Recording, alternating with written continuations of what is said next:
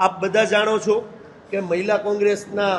બેન અમારા આજે જ કાર્યક્રમ કરીને આવ્યા કે રાજકોટના પ્રથમ નાગરિક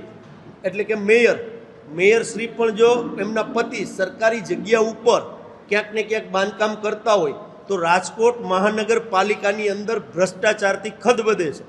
કુશાસન ચાલી રહ્યું છે। તે મેયરશ્રીની જે ગેરકાયદેસર બાંધકામની જે વાત છે અને એની અંદર કલેક્ટરશ્રીએ જે આપના મીડિયાની સામે જે ખુલાસા કર્યા છે એ બાબતે આપના માધ્યમ દ્વારા ગુજરાતના મુખ્યમંત્રી, રેવન્યુ મિનિસ્ટર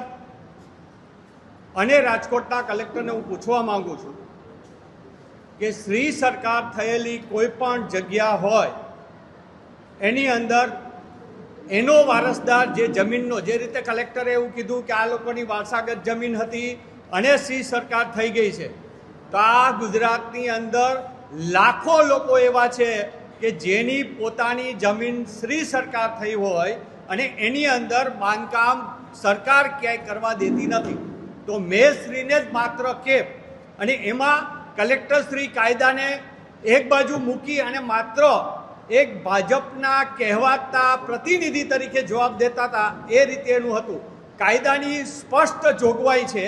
કે કોઈ પણ જગ્યા વારસાઈ હોય કે જે હોય, એકવાર શ્રી સરકાર થાય એટલે એનો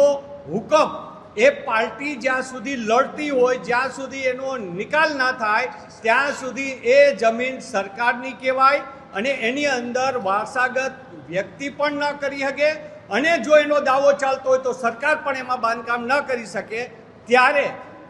માત્ર ને માત્ર ભાજપનો સિમ્બોલ જેની પાસે હોય એને દબાણ કરવાની છૂટ, પણ બાકીના જે ગરીબ લોકો હોય જેને આપણે એમ કહીએ કે જે જગ્યા ઉપર જેનું દબાણ છે, જે જગ્યાને તમારે આપણે જંગલેશ્વરનો માત્ર દાખલો લઈએ તો જંગલેશ્વર જેવો દાખલો ત્યાં પણ છે, ભગવતીપરામાં છે, ઘણી જગ્યાએ છે કે જે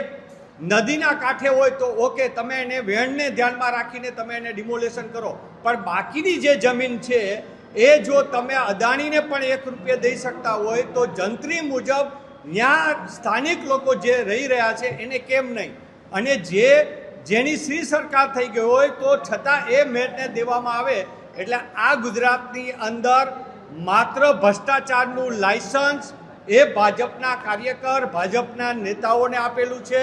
ત્યારે કલેક્ટરશ્રીને કહું છું કે જેટલી શ્રી સરકાર આ રાજકોટ જિલ્લામાં અને રાજકોટ શહેરમાં જે જમીનો છે અને એના વારસદારો જે કેસ લડી રહ્યા છે એને બાંધકામ કરવાની હવે છૂટ આપી દેજો, એને રોકતા નહીં, કારણ કે જે કાયદો મેયરને લાગે એ જ કાયદો તમામ સામાન્ય લોકોને લાગી રહ્યો છે। એટલે આનો અમલ બધા માટે કરે એવી આપના માધ્યમ